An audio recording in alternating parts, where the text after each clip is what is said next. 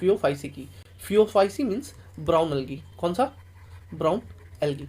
अब सबसे मजेदार बात यह है कि इसको ब्राउन एल्गी हम लोग कहते क्यों हैं? तो देखो यार, प्लांट में क्या पाया जाता है? क्लोरोफिल, कैरोटीनॉइड्स, ठीक है। कैरोटीनॉइड्स में भी मेनली कौन सा? ज़ैंथोफिल। और इसमें जो ज़ैंथोफिल पाया जाता है वो मेनली होता है किस कलर का? तो ब्राउन कलर का, जिसका नाम है फ्यूकोजैंथीन। किसके कारण? Brown algae, due to presence of fucoxanthin. Okay, इसका कलर, एक और जो मजेदार बात वो आगे लिखी हुई है वो ये है कि इसका कलर ओलिव ग्रीन से, मीन्स ओलिव ग्रीन से ब्राउन तक हो सकता है, यानी कि ये मोस्ट डाइवर्सिफाइड फॉर्म में पाया जाता है, ठीक है। ओके, अब देखो क्या कह रहा है। द मेंबर्स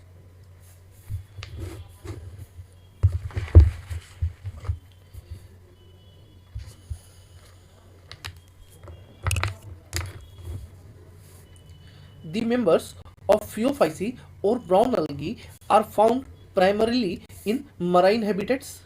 मतलब कि सबसे ज़्यादा ये कहाँ पाया जाएगा? ये पाया जाएगा तुम्हारा मराइन हैबिटेट्स में, ठीक है, यानी कि ओशन में।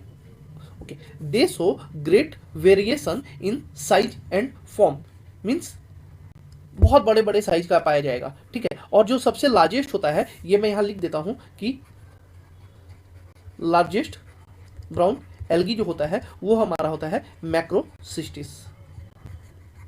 मैक्रोसिस्टिस ये हमारा लार्जेस्ट ब्राउन एल्गी है। अब देखो, दे रेंज फ्रॉम सिंपल ब्रांच्ड, मतलब सिंपल ब्रांच्ड तो होगा ही होगा, ठीक है, कोई सा भी हो, ब्रांचिंग प्रेजेंट होगी। फिलामेंटस फॉर्म, अच्छा कुछ में फिलामेंट होंगे जैसे Ectocarpus, okay, to profusely branched form as represented by kelps, ठीक है। केल्प्स भी किसका एग्जांपल है? तो ब्राउन एल्गी का एग्जांपल है। कोई दिक्कत? चलो, विच में रीच। अब केल्प्स के बारे में देखो क्या कह रहा है कि इसकी हाइट जो है वो तुम्हें लगभग 100 मीटर तक भी मिल सकती है। मतलब कि ब्राउन एल्गी लार्जेस्ट एल्गी क्यों हुआ? क्योंकि ये 100 मीटर के लेंथ तक का भी हो सकता है। कोई दिक्कत? चलो, दे पोजेस। अच्छा, अब क्लोरोफिल की बात, कौन कौन सा? तो अभी हमने देखा था किसमें? क्लोरोफाइसी में कौन सा क्लोरोफिल प्रेजेंट था? तो क्लोरोफिल ए और क्लोरोफिल बी। वहीं अगर मैं इसकी बात करूं, किसकी? फियोफाइसी की, तो फियोफाइसी में कौन सा है? क्लोरोफिल ए और क्लोरोफिल सी। अब पिगमेंट्स अलग है वो देखते हैं। क्लोरोफिल ए दोनों में common, chlorophyll C carotenoids and xanthophylls. Xanthophylls में ही मैंने अभी तुम्हें क्या बताया था, कौन सा ज़ैंथोफिल प्रेजेंट होता है? तो वो होता है फ्यूकोजैंथीन, है ना। They vary in colour from olive green to various shades of brown, okay, depending upon यही अमाउंट ऑफ ज़ैंथोफिल, कितना ज़ैंथोफिल प्रेजेंट है उसी बेसिस पे इसका कलर ऑलिव ग्रीन से लेके ब्राउन तक में वेरी करता रहता है। अब देखो, फ्यूकोजैंथीन प्रेजेंट इन देम, ठीक है, कोई दिक्कत नहीं है। चलो, अच्छा अब आते हैं किस पे? फूड पे। तो देखो, जितना खाया खाया, ओके, उसके बाद उसे स्टोर करके रखेगा, जितनी कैपेसिटी थी खाना खा लिया, जो डाइजेस्ट हुआ जो स्टोर होने का हुआ वो किस फॉर्म में होगा? तो यहाँ पे वो होता है लेमिनेरिया और मैनिटोल के फॉर्म में। किस फॉर्म में? ये क्वेश्चन होगा तो 2023 में पूछा जा सकता है कि लेमिनेरिया और मैनिटोल ये किसका डेरिवेटिव है? तो ये कार्बोहाइड्रेट का डेरिवेटिव है, याद रखना, ओके। तो as complex carbohydrate which may be in the form of laminaria and mannitol, ठीक है, कोई दिक्कत नहीं। अच्छा, the vegetative cells have a cellulosic wall. यार प्लांटिंग है तो सेलुलोजिक वॉल तो होगा ही, इसके अलावा जो होगा वो देखते हैं। तो usually covered on the outside by a gelatinous covering of algin. अब ये जानना बहुत जरूरी है, क्या देखो, ये हो गया तुम्हारा एक सेल वॉल, ठीक है। सेल वॉल में सबसे पहले क्या क्या कंपोनेंट प्रेजेंट रहेगा? तो बीच में एक गोल सा, ये क्या है? ये है वैक्यूल, ओके।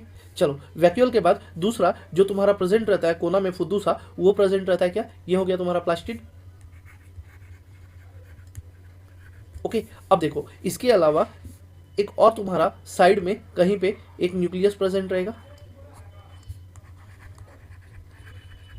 ठीक है, अब इसके साइड में ये तो तुम्हारा सेल वॉल हो गया है ना, कहाँ गया, ये तो तुम्हारा सेल वॉल हो गया। इसके साइड में चारों साइड, ये कलर दिख नहीं रहा है, मैं इसे थोड़ा हटा कर देता हूँ। ये देखो, ये जो तुम्हारा है,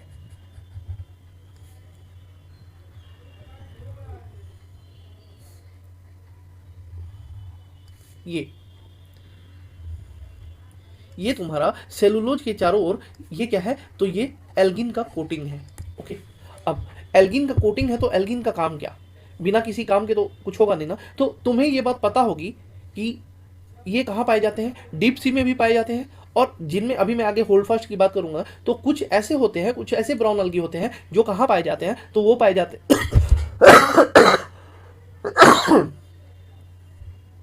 सॉरी, कुछ ऐसे एल्गी होते हैं वो कहाँ पाए जाते हैं, वो पाए जाते हैं कोस्टल एरिया में। ओके, तो अब मान लो अगर कोस्टल एरिया में है तो यार जरूरी तो है नहीं है ना कि हर हमेशा वहां पानी रहेगा ही रहेगा। ठीक है, कोस्टल एरिया है, अगर मान लो सिचुएशन टफ आया तो वहाँ का पानी सूख भी जाएगा। होता है ना, मान लो अभी जब बरसात आती है तो तुम देखते होगे कि नदी से पानी बाहर आ जाता है, और फिर जब बरसात चली जाती है तो वाटर लेवल कम हो जाता है। तो उसी तरह वहाँ पे ओशन में भी होता होगा। तो अगर ऐसा होगा तो कोस्टल एरिया जो थोड़ा दूरी पे था, जो कभी कभार भरा भरा था, मोस्ट ऑफ द टाइम भरा हुआ था, वो कभी ऐसा सिचुएशन भी आया कि पानी नहीं है। अब अगर उस सिचुएशन में वहाँ पे पानी नहीं है तो उस सिचुएशन में वहाँ के जो ये होंगे एल्गी होंगे वो तो स्टारवेशन से मर जाएंगे ना, उन्हें पानी नहीं मिलेगा तो वो तो डेथ कर जाएंगे। तो उन्हें इस सिचुएशन से बचाने के लिए इनके पास जो वो एल्गिन होता है वो क्या करता है, वो पानी को कंटेन करके रखता है, ताकि अगर हार्श सिचुएशन भी आए ना तो उस हार्श सिचुएशन में भी उसे पानी की कमी ना हो, वो स्टारवेशन से डेथ ना हो जाए। समझ आया, ये हुआ तुम्हारा एल्गिन का काम कहाँ पे, तो कोस्टल एरिया पे। अब वहीं अगर मैं बात करूं, कुछ ब्राउन एल्गी कहाँ प्रेजेंट है, डीप सी में भी प्रेजेंट है। तो अगर जो ब्राउन एल्गी डीप सी में प्रेजेंट है, फिर तुम्हारा सोचना ये हो सकता है ना कि चलो ये समझ आया कि कोस्टल एरिया में एल्गिन का काम क्या है, बट डीप सी वाटर में क्यों यार, रीजन है क्या पता है, डीप सी में क्या है, शार्क्स है, ब्लू व्हेल है, बड़ी बड़ी मछलियां हैं, और भी डिफरेंट स्पीसीज है। ठीक है, सपोज करो अगर वो इस ब्राउन अलगी से टकरा गया तो फिर तो इसका काम ही खत्म ना। अगर एक ट्रक का एक टाटा नैनो से टक्कर हो जाए तो टाटा नैनो का क्या होगा, टाटा नैनो तो खत्म। तो उसी सिचुएशन से बचाने के लिए वहां पे एल्गिन काम आता है, वहां पे algin as a shock absorber काम आता है, कि अगर कोई बड़ी मछली जा रही है या कोई बड़ा स्पीसीज जा रहा है और वो अगर ब्राउन एल्गी से टकरा गया तो उस धड़ाम के सिचुएशन से उसको बचाने के लिए ये एल्गिन काम आता है, उस शॉक को एब्जॉर्ब कर लेता है ताकि अंदर में थोड़ा सा कम नुकसान हो। समझ आई बात, इसलिए एल्गिन का काम क्या है वो जान लो। अब देखो ये हो गया, इसके बाद अब मैं आता हूँ फिर प्रीवियस पेज पे। हाँ देखो, the protoplast contains in addition to plastid a centrally located vacuole, दिखा दिया था मैंने अभी, एंड न्यूक्लियस वो भी दिखा दिया। The plant body is usually attached to a substratum by a holdfast and has a stalk, the stipe and leaf like photosynthetic organ, वो क्या है तो वो फ्रॉन्ड होता है। अब देखो, अब अगर मैं तुमसे बात करूं होल्ड फास्ट का, ठीक है, तो होल्ड फास्ट जरूरी नहीं है कि सारे ब्राउन अलगी में पाया जाएगा। होल्ड फास्ट का काम है उसे सपोर्ट देना, बट अगर मैं बीच मराइन वाटर में चला जाऊं तो वहां काहे का सपोर्ट, वहां तो पैसिवली फ्लोट करना है ना। कोस्टल एरिया में बात समझ में आती है कि तुम्हें जमीन पे रहना है, थम के रहना है, वहां होल्ड फास्ट हमारे लिए नेसेसरी है, बट अगर मैं डीप सी में जा रहा हूं वहां काहे का जरूरत, वहां तो जरूरी नहीं है ना। समझ आ रही है, तो इस कारण से वहां पे ये प्रेजेंट नहीं होता है, यानी कोस्टल एरिया में होल्ड फास्ट का काम है, बट वहां पे in the deep sea holdfast का कोई काम नहीं है। तो it is not mandatory that holdfast is present in all brown algae, no, it may be present or it may not be present, but in brown algae which are sustaining at the coastal area it is mandatory to having a hold fast। समझ आई बात, mind रखना। चलो, stock सब में होगा है ना,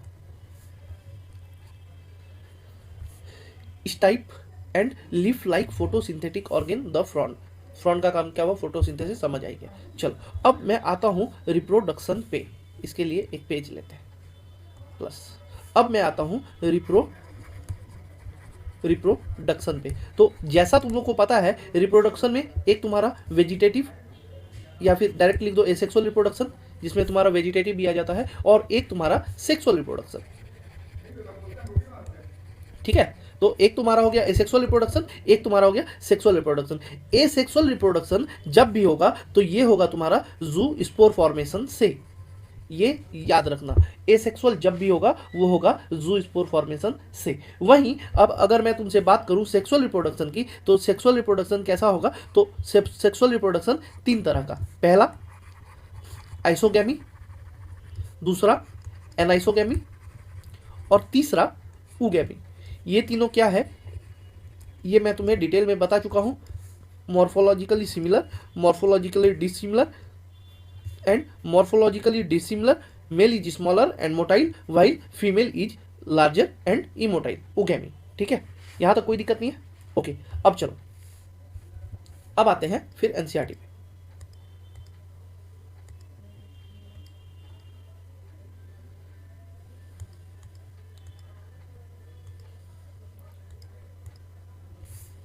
तो वेजिटेटिव रिप्रोडक्शन की अगर बात करें तो ये बात करेगा फ्रेगमेंटेशन का। ठीक है, अगर ये एसेक्सुअल रिप्रोडक्शन का बात करेगा तो मोस्ट ब्राउन एल्गी, सारे का बात नहीं कर रहा है, ये भी ध्यान रखना।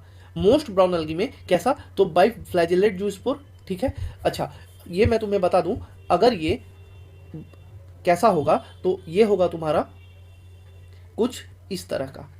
ये देखो, ये हो गया पियर शेप, और इससे 2 फ्लैजेला बाहर की तरफ प्रोट्रूड करेंगे, जिसमें एक स्मॉलर होगा और एक लार्जर इन साइज होगा। यानी कि ये तुम्हारा पियर शेप्ड हो गया, फर्स्ट थिंग।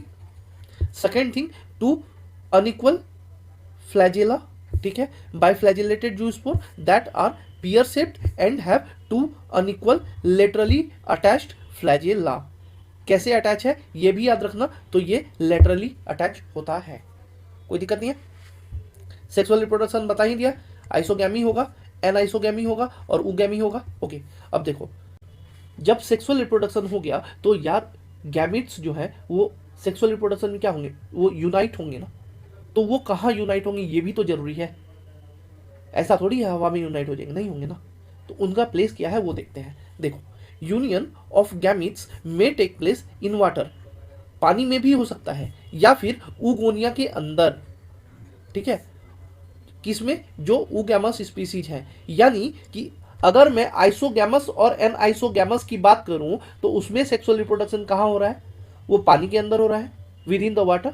और अगर मैं ऊगैमस की बात करूं तो वो जो ऊगोनिया फॉर्मेशन हो रहा है उसमें हो रहा है, कोई दिक्कत, पक्का।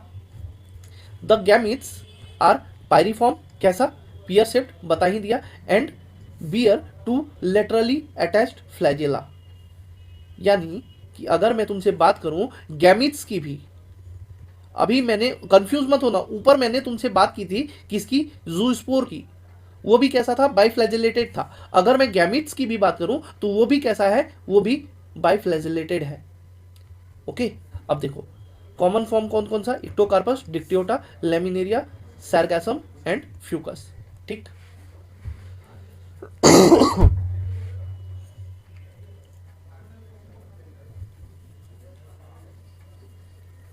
अच्छा कुछ चीजें जो एनसीईआरटी में नहीं दे रखी हैं वो देखो क्या है। ये जो तुम्हारा लैमिनेरिया और सैरगैसम है ना, ये जो तुम्हारा लैमिनेरिया और सैरगैसम है, इसको हम लोग फूड के रूप में भी यूज कर सकते हैं। कैसे, फूड के रूप में भी लैमिनेरिया और सैरगैसम को यूज कर सकते हैं। वहीं अगर यहाँ एक फ्यूकस का दिया है, मैंने तुमसे पहले डिस्कस किया था, याद रखना क्या,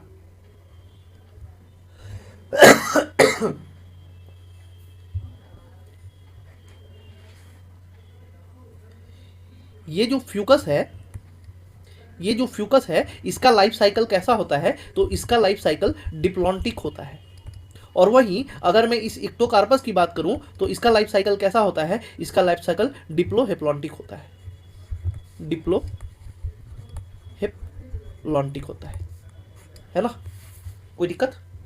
अब देखो डायग्राम मैंने एक एक डिस्कस कर दिया है, डायग्राम वाले पेज पे जाके डायग्राम सारे के सारे एक साथ मैंने एक जगह मर्ज करके तुम्हें बता दिया है। मेरे प्रीवियस लेसन्स देखो, डायग्राम बेस्ड अलगी, और उससे डायग्राम सारे अपने क्लियर कर लेना। ये तुम्हारा FEOFIC कंप्लीट हो गया। Thank you.